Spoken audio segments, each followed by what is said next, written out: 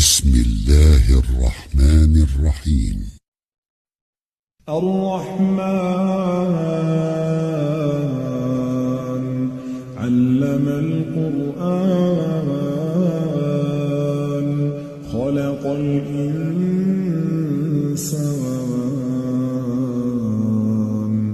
علمه البيان الشمس والقمر بحسبان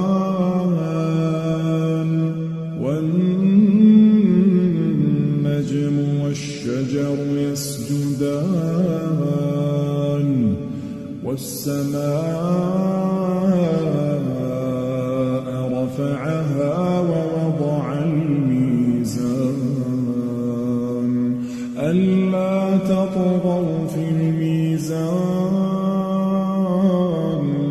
وأقيموا الوزن بالقسط ولا تخسروا الميزان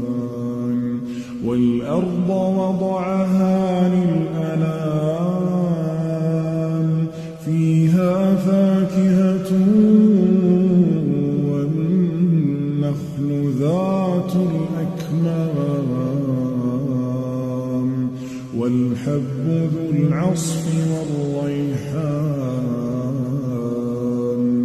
فبأي آلاء ربكما تكذبان